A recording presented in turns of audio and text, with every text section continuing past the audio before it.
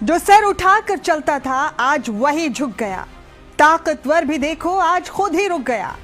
आप समझ तो गए ही होंगे कि आज मुझे आपसे क्या बात करनी। जी हाँ, ताकतवर ट्रंप की ही बात हो रही है, जिसने ईरान पर हमले को लेकर अपने हाथ पीछे खींच लिए।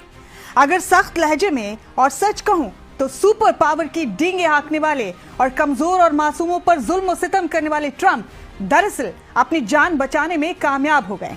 दुनिया इसे कुछ भी कहे, लेकिन मेरी नजर में सुपर पावर की धौस जमाने वाले ट्रंप ने मौला अली के आशिकों की जमात की रहबरी करने वाले, फौलाद का कलेजा रखने वाले आयतुल्लाह खामनेई के आगे लड़ने से पहले ही घुटने टेक दिए। और ईरान ने दुनिया को यह पैगाम दे दिया कि जब अवाम और रहबर एक ही सफ में खड़े हों तो दुनिया की कोई ताकत उस मुल्क के निजाम को नहीं हिला सकती। आपको याद होगा कि आयतुल्लाह खामनेई ने व्हाइट हाउस और तेल अवीव को खास पैगाम भेजा था कि ईरान पर कुछ भी हिमाकत करने से पहले खैबर और करबला की जंग और उसके नताइज को सलीके से पढ़ लेना और अपने जहनों में उतार लेना। उन्हीं मर्द मुजाहिद शेरों का लहू ईरान की रगों में दौड़ता है और तुम्हारा भी वही हश्र होगा जो तकब्बुर और गुरूर में चूर फिरौन, नमरूद और रजा शाह का हुआ था। उन्होंने आगे कहा कि हमारे ईरान में लोरियां नहीं बल्कि करबला सुनाई जाती।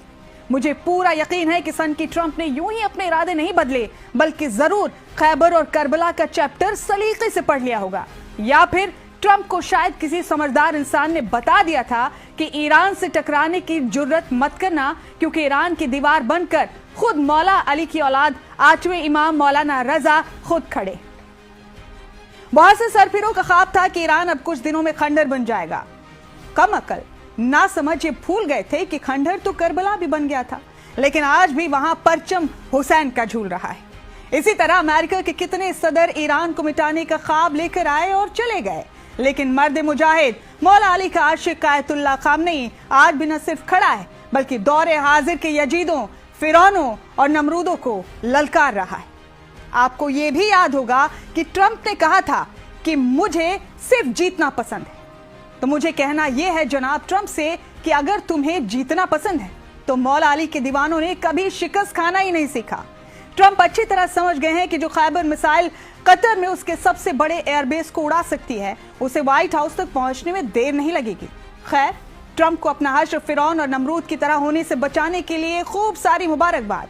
और हाँ, एक मुबारकबाद इजाफी भी कबूल करें ट्रंप साहब, और वो दुनिया को ये बताने के लिए कि बेशक खामनेई मिट्टी के बने घर में रहते हैं, उनके घर की दीवारें बेशक कच्ची मिट्टी की हैं, लेकिन उनका कलेजा फौलाद का है।